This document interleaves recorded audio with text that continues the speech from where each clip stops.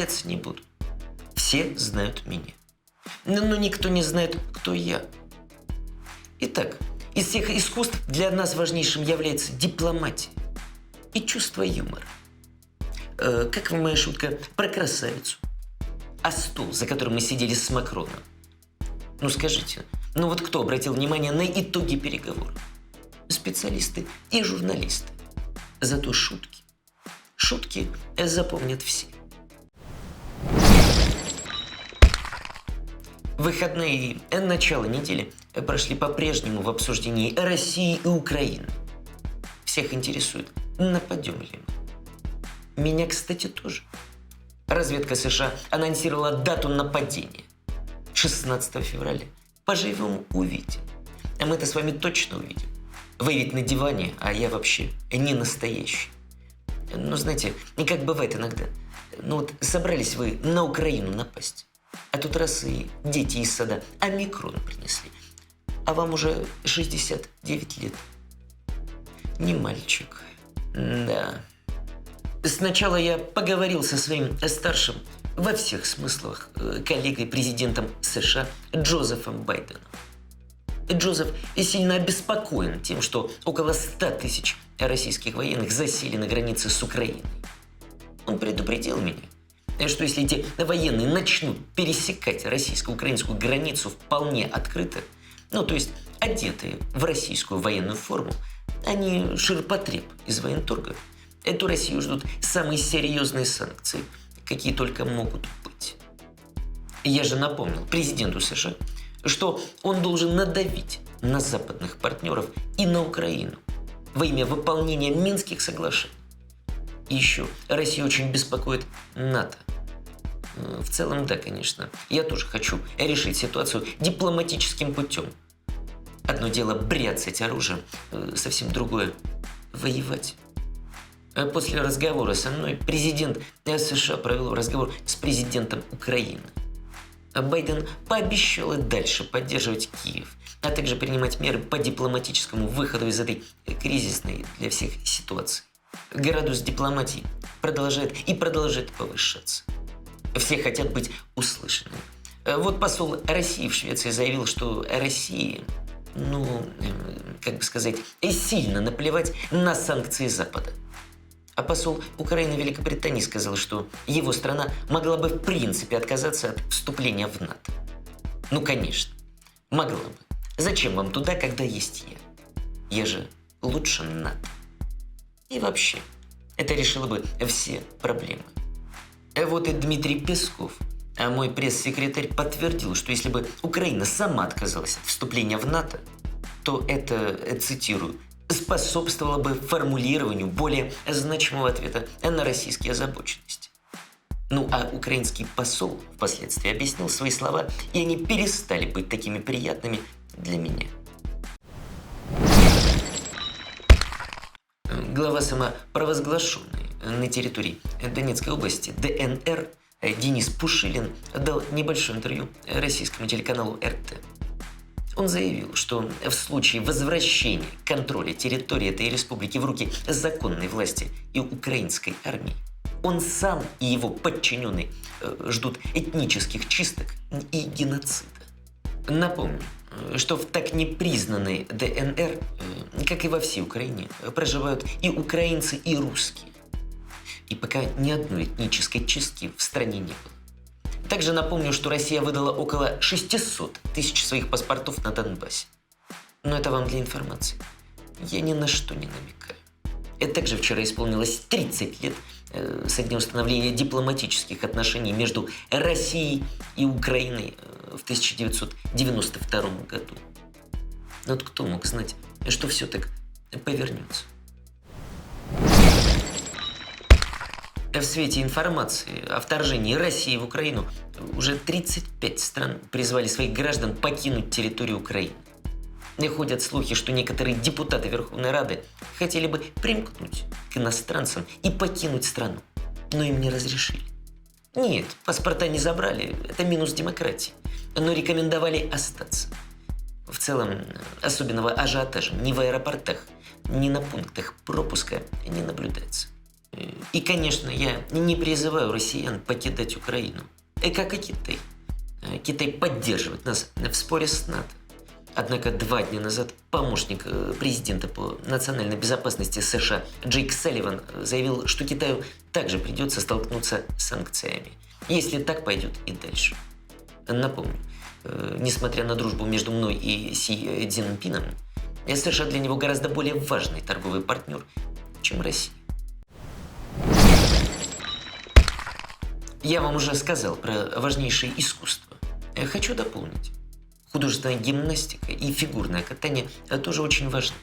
Особенно для меня и Дмитрия Пескова. Российскую спортсменку-фигуристку Камилу Валиеву допустили до соревнований. Напомню, на прошлой неделе стало известно, что декабрьская проба Камилы на допинг была положительной. Да, декабрьская. А сейчас февраль. ВАДА обнаружила там следы вещества из сердечного лекарства. Вещество входит в список запрещенного.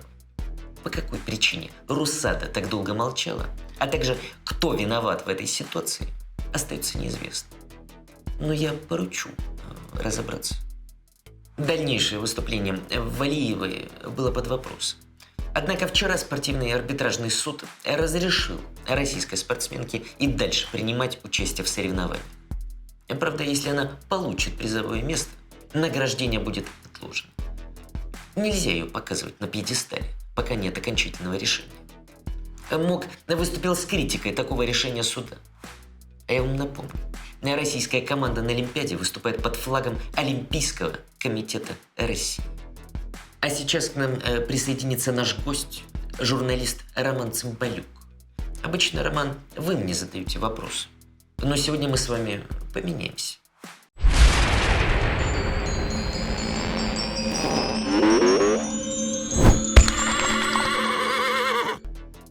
Скажите, Роман, слухи о войне, как они влияют на экономику?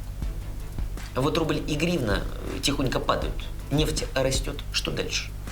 И почему, если это плохо сказывается на экономической ситуации, друзья Украины из Вашингтона не замолчат? Стоит овчинка выделки. Ведь им самим потом придется пополнять украинский бюджет. Владимир Владимирович, вы снова слишком сильно увлечены украинской темой. Забудьте о нас хотя бы на несколько лет. И гляди, а всем от этого станет лучше. Вам-то зачем думать об экономике Украины? Мы не сами. У нас все хорошо. У нас такая страна, что здесь всегда будет что есть, что пить и чем стрелять. Поэтому урезоньте своих этих псов и гляди на экономику. Это повлияет хорошо. А то, что сейчас легкий откат у нас, и у вас, говорит о том, что экономика не российская, не украинская, войны не желает. Смотрите, так будете продолжать, еще на вилах вынесут вас из Кремля. Хотя это Россия, у них другие там традиции. Роман, какова вероятность, что Украину вынудят отказаться от вступления в НАТО? Напрямую я или с помощью влияния третьих стран, например. Вот есть кандидат в президенты Франции Валерий Пекрес. И если все же вынудят, то что? Думаете, мы успокоимся? Свои выводы, Владимир Владимирович, о вас мы давно сделали. И мы знаем, что вас успокоит. Это Джавелин, Стугна, Корсар. Короче, вооруженные силы. Именно они обеспечивали и обеспечивают независимость нашей страны.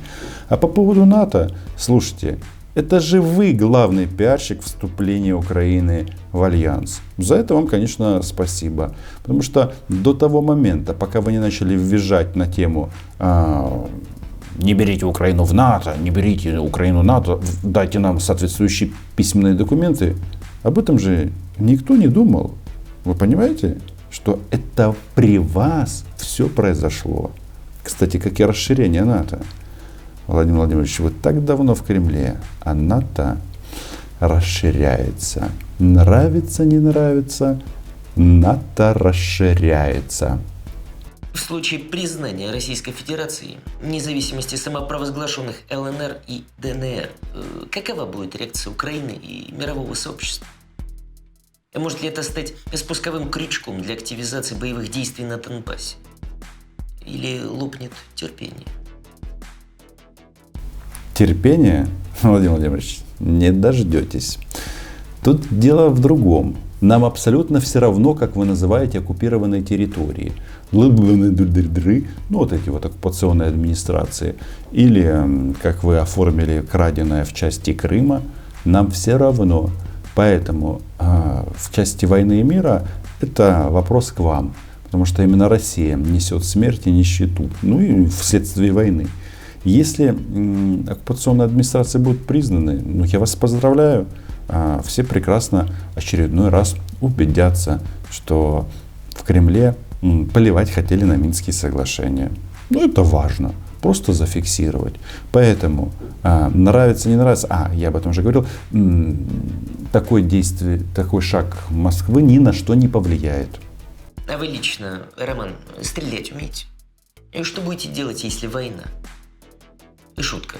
Ну, если серьезно, война на фронте пропаганды уже идет давно. Россия убедила многих, что Украина не контролирует себя и пропускает удары. Россия также убедила многих, что она сама агрессивно настроена и не уважает международное право. Но что удалось на этом фронте Украине? Уважаемый Владимир Владимирович, со стрельбой тут дело такое. Умею я стрелять, не умею. Будет мобилизация, там научат. У нас в армии в этом плане все четко. У нас выполняют приказы. У нас не так, как у вас. У нас нельзя уйти в отпуск.